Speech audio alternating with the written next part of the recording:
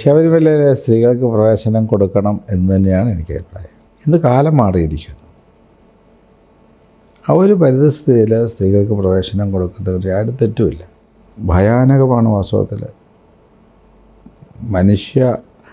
മനുഷ്യരെ കുരുതി കൊടുക്കുന്ന രീതിയിലേക്ക് അധപ്പതിച്ചു പോയിരിക്കുന്നു. ഇപ്പോൾ അടുത്ത ഇലക്ഷൻ വരികയാണ്. കഴിഞ്ഞ ഇലക്ഷന്റെ സമയത്ത് കേരളത്തിൽ ഏറ്റവും ചർച്ച ചെയ്ത ശബരിമലയിലെ സ്ത്രീകൾ പ്രവേശിക്കുന്നതിനെ കുറിച്ച് അങ്ങയുടെ ഒരു അഭിപ്രായം എന്താണ്? ശബരിമലയിലെ സ്ത്രീകൾക്ക് പ്രവേശനം കൊടുക്കണം എന്ന് തന്നെയാണ് എനിക്ക് അഭിപ്രായം. കോടതി വിധി എന്നുള്ളതല്ല.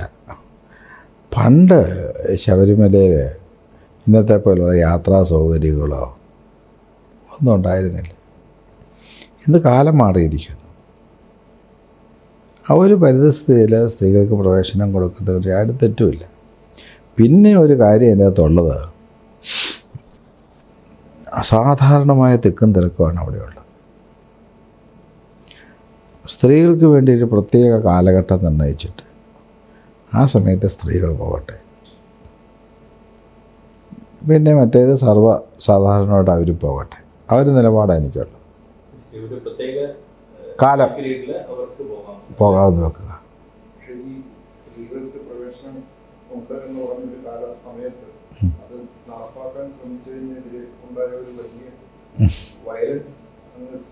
ശ്രദ്ധിച്ചിട്ടുണ്ട്.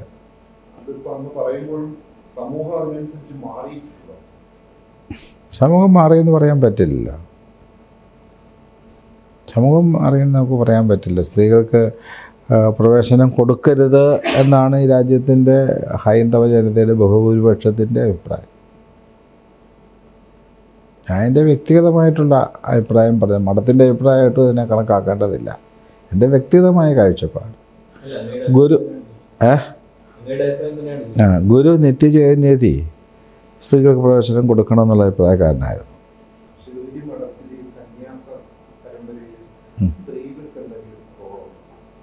സ്ത്രീകൾക്ക് സന്യസിക്കാം.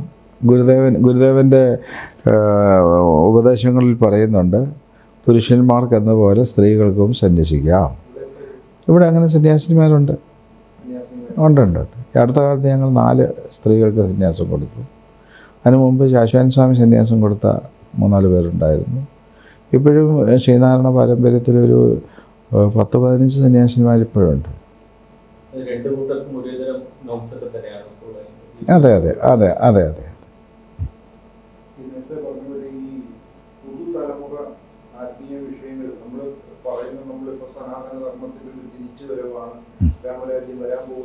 പറയുമ്പോൾ തന്നെയാണ് ഈ ഒരു സന്യാസ പരമ്പരയിലേക്ക് വരാനായിട്ട് തലമുറ മുഖത്തിരിഞ്ഞ് നിൽക്കുന്നത്.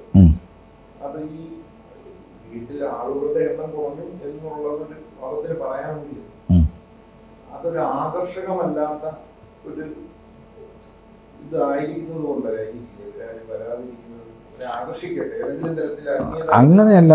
ആത്മീയത എന്ന് പറയുന്നത് വാസ്തവത്തിൽ ഈ ഒരു ഭൗതികമായ ഗാർഹസ്ഥ്യമായ ജീവിതവുമായിട്ട് തുല്യം ചെയ്താൽ ആധ്യാത്മിക അതിനെല്ലാം അപ്പുറത്ത് നിൽക്കുന്നതാണ്. അതിൻ്റെ തത്വങ്ങൾ ഒന്ന് ഉൾക്കൊള്ളാൻ സാധിച്ചാൽ അതായിരിക്കും മനുഷ്യ മനസ്സിന് കൂടുതൽ ആകർഷണീയമായി തോന്നുന്നത്. കാരണം പ്രാരബ്ധമില്ല, ബന്ധങ്ങളില്ല, ബന്ധനങ്ങളില്ല, സ്വതന്ത്രമായി 2 കൈ വീശി ജീവിക്കാം. ഗൃഹസ്ഥ ജീവിതം അങ്ങനെയല്ലല്ലോ.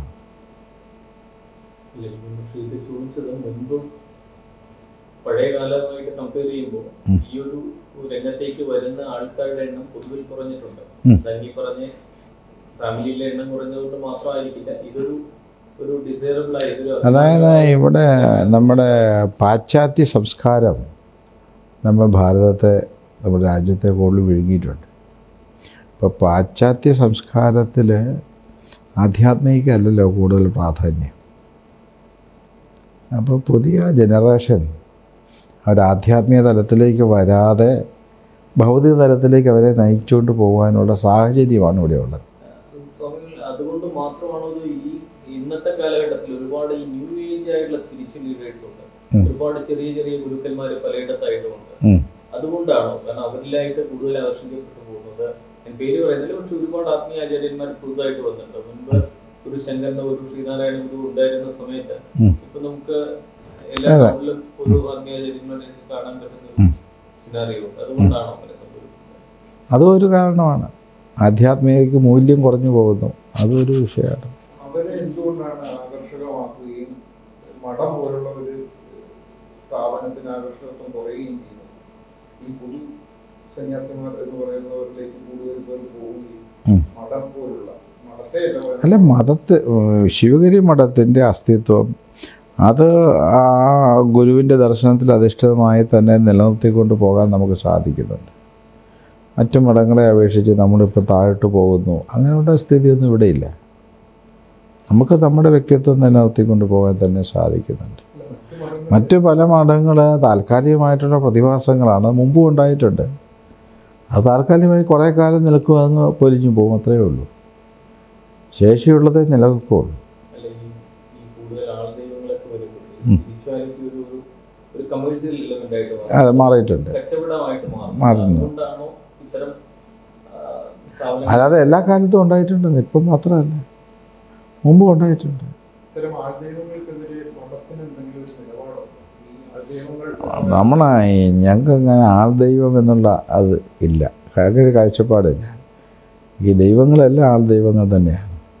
ഇപ്പം ബുദ്ധനും ക്രിസ്തുവും ഒക്കെ ആൾദൈവങ്ങളാണ്. മനുഷ്യനായിട്ട് ജനിച്ചവരെല്ലാം അല്ലേ? ബുദ്ധനും ക്രിസ്തുവും നബിയും ഗുരുദേവനും ശങ്കരാചാര്യയൊക്കെ മനുഷ്യരായിട്ട് ജനിച്ചവരാണ്. അതുകൊണ്ട് ആൾദൈവം എന്നുള്ള ഒരു പ്രയോഗം തന്നെ ശരിയാണെന്ന് എനിക്ക് അഭിപ്രായമില്ല.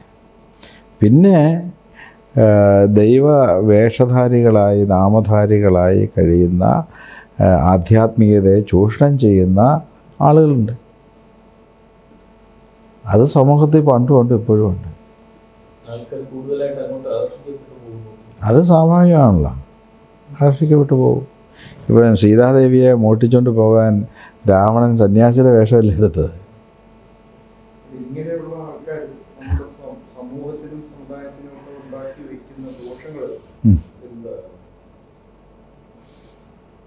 ദോഷം ഭയാനകമാണ് വാസ്തവത്തിൽ. മനുഷ്യരെ കുരുതി കൊടുക്കുന്ന രീതിയിലേക്ക് അധപ്പതിച്ചു പോയിരിക്കുന്നു. പണ്ടൊന്നും ഇത്രയും ശക്തമായിരുന്ന സംശയമാണ്. ഈ അടുത്ത കാലത്ത് കുട്ടികളെ കുരുതി കൊടുക്കുന്നു ദൈവപ്രീതിക്ക് വേണ്ടി. ഇപ്പോൾ കാലത്തിന് മാറ്റം വന്നു, പഠിപ്പ് വന്നു എന്നൊക്കെ പറഞ്ഞിട്ട് എന്തെങ്കിലും അർത്ഥമുണ്ടോ?